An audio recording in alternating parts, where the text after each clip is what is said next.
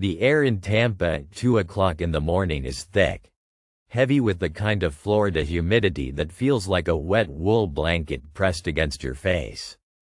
For 17-year-old Lisa McVeigh, the silence of the streets isn't frightening, it's a relief.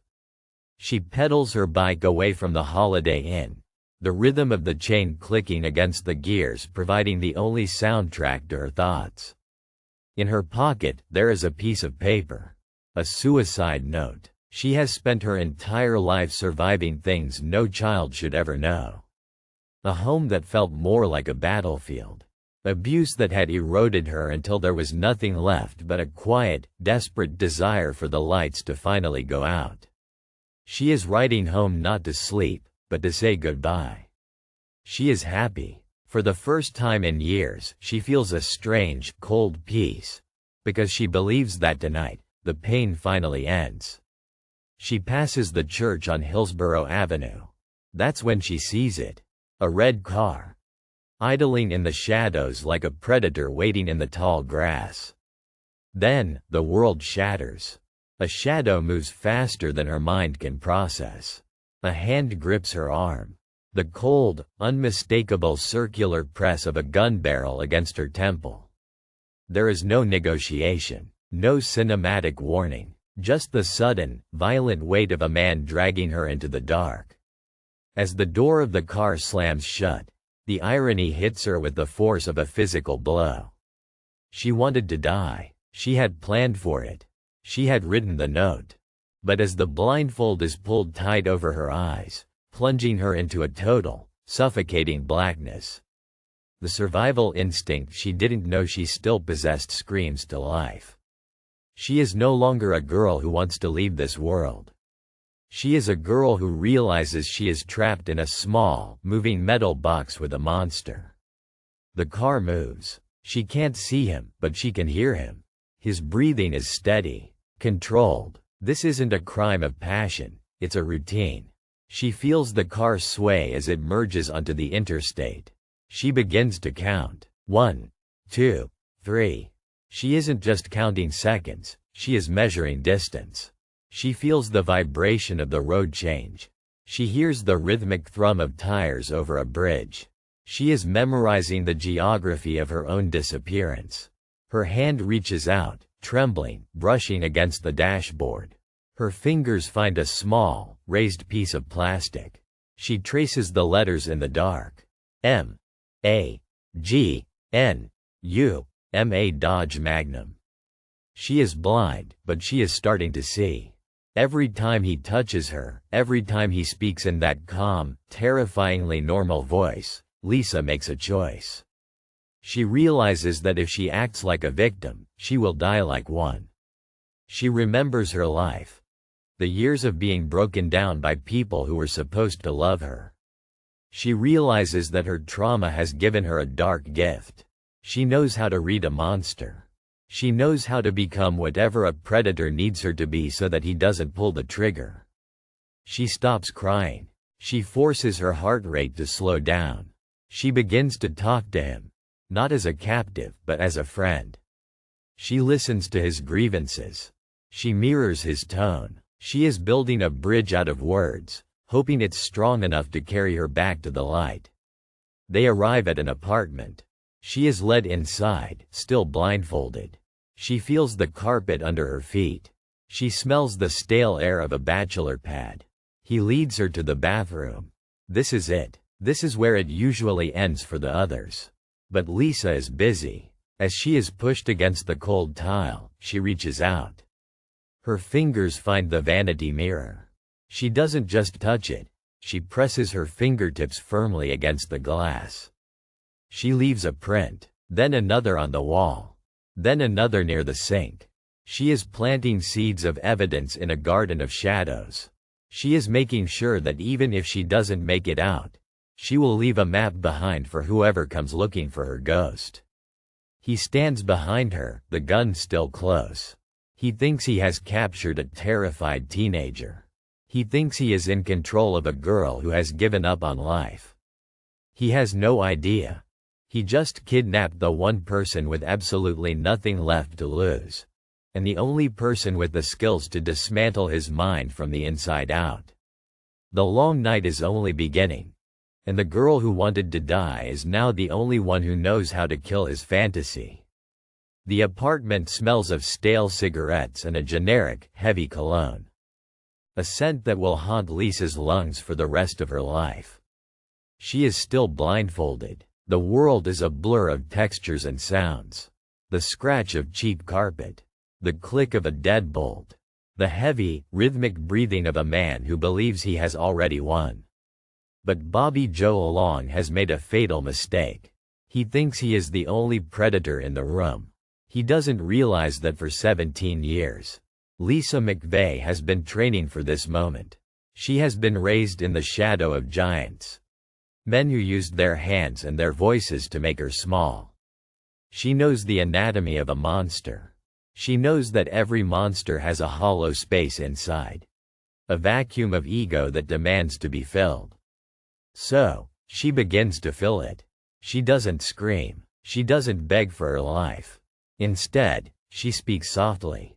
She asks him questions, not the questions of a victim, but the questions of a confidant. She asks about his life. She asks why he's angry. She tells him, in a voice as steady as a heartbeat, that she understands. She tells him she's had a hard life too. That she's lonely. That maybe, just maybe, they were meant to find each other. It is a masterpiece of psychological warfare. She is weaponizing empathy. She feels the tension in his body change. The grip on her arm loosens. Just a fraction. He starts to talk. He tells her about the women who hurt him. He tells her about his frustrations. He is a man who feels invisible to the world, and suddenly, here is this girl. This beautiful girl who is looking at him with what feels like genuine interest. He is falling for his own trap. He thinks he is the master, but she is the one holding the leash now. But while her voice is playing the role of the submissive girlfriend, her mind is a cold, calculating machine. Every time he moves her, she is recording. She remembers the car, the Dodge Magnum. She remembers the way it felt to sit in the passenger seat, the way the engine hummed at 70 miles per hour. She remembers the exact number of turns they took after leaving the interstate. She remembers the sound of the overhead power lines buzzing near the apartment.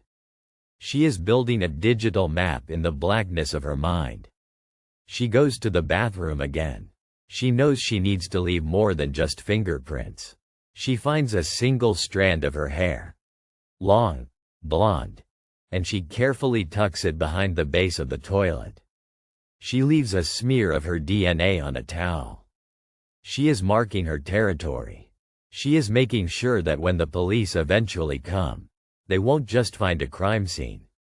They will find her. Then, the conversation shifts. Long begins to talk about the future. He talks about keeping her. He talks about them being together. This is the most dangerous moment of all. If she says no, she dies. If she says yes too eagerly, he might see through the lie. She finds the middle ground. She tells him she wants to be with him, but she has a job. People will look for her. If she just disappears, the police will come. But if he lets her go, if he lets her go back to work, she can come back to him. They can have a secret. Just the two of them. She is offering him the ultimate fantasy. A victim who stays by choice. He is silent for a long time. The air in the room feels like it's vibrating. Lisa holds her breath, her heart hammering against her ribs like a trapped bird. She can feel him watching her, studying her face for any sign of a crack. Finally, he speaks. His voice is different now. It's no longer the voice of a killer. It's the voice of a man who wants to believe he is loved. He tells her he's going to take her home.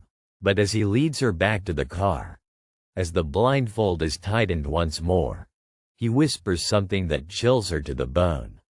He tells her that if she tells a single soul, if she so much as looks at a police officer, he will find her.